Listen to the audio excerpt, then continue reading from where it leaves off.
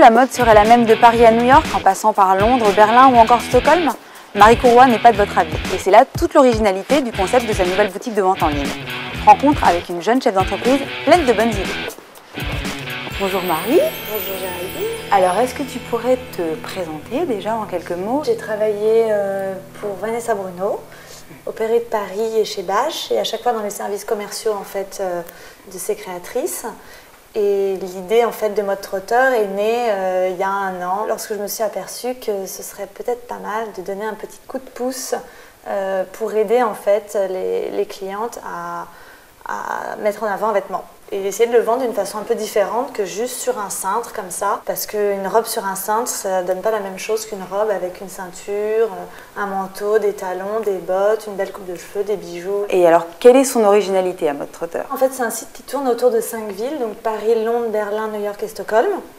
Et donc l'idée première était de prouver qu'on ne s'habille pas de la même façon qu'on habite à Paris, à Berlin, à New York, à Londres et à Stockholm. Donc chaque vêtement est décliné en fait dans 5 silhouettes attribuées à chaque ville.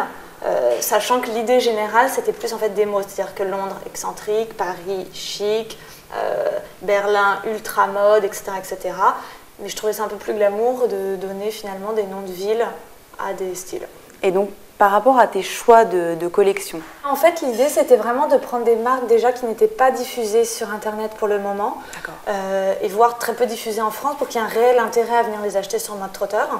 C'est de prendre des vêtements aussi très très forts pour que ce soit des vrais coups de cœur, et c'est sûr que c'est pas sur Mode Trotteur qu'on ira acheter un t-shirt blanc basique. De toute façon, le concept de Mode Trotteur, c'est vraiment un look, une ville, exactement. Histoire de bien mettre les produits en valeur. Alors, on va te mettre un petit peu au défi, hein, parce qu'on aime bien ça quand même.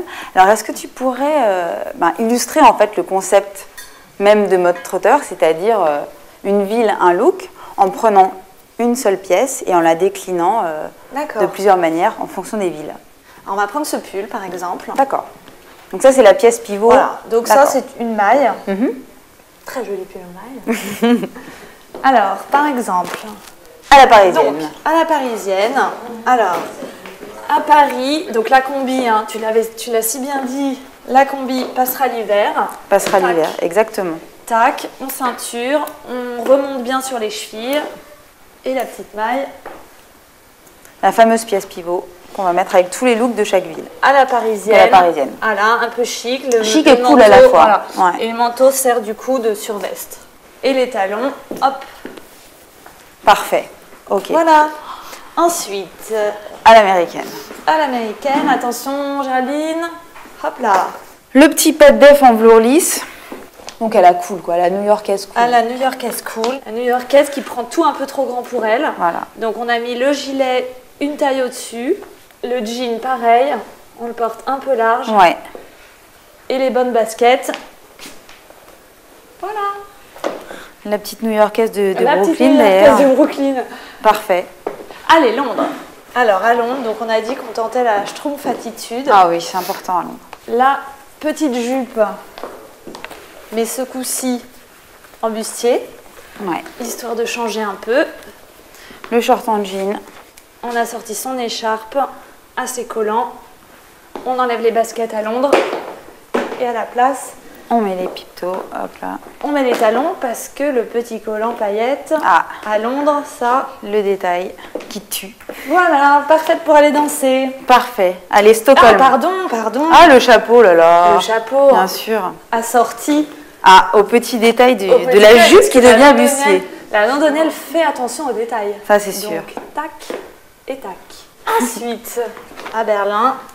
Donc, à Berlin, c'est très mode. Alors, on porte un t-shirt blanc. On laisse la chemise ouverte. Négligée travaillée, donc bien ouverte. Le treillis. Bien large. Ouais. Qu'on porte bien taille basse. Et on sort les talons. Alors, au choix, hein, à Berlin, on fait des talons. Ou du talon. Je dois être, je sais pas, je dois être berlinoise dans l'âme, là, ouais, parce que j'adore. Complètement. Voilà. Alors, qu'est-ce qui nous manque? On a tout fait. Ah non, Stockholm, voyons. Stockholm. La petite jupette en Liberty. La fameuse écharpe en maille, énorme, qu'elle s'enroule 15 fois autour du cou. Exactement. Hein. Les chaussettes. Ouais. Le rappel de l'écharpe. Et on mélange les imprimés, du rayé avec de la fleurette, c'est parfait. Et voilà. Et on n'hésite pas à mettre des chaussures ouvertes. Même en plein hiver. Voilà, super. Jolie démonstration. Voilà. Et toi, Bravo. Géraldine, tu te reconnais plus dans quel style? J'aime beaucoup Stockholm, j'aime beaucoup Berlin, j'aime surtout beaucoup les pochettes en python, bizarrement. Hein. Mais non, je crois qu'on peut toutes se reconnaître un petit peu dans chaque silhouette, ça dépend c'est le but, de l'humeur, ça dépend de ses envies, tout ça. Bravo, en tout cas, félicitations. Eh ben, merci. Merci à toi.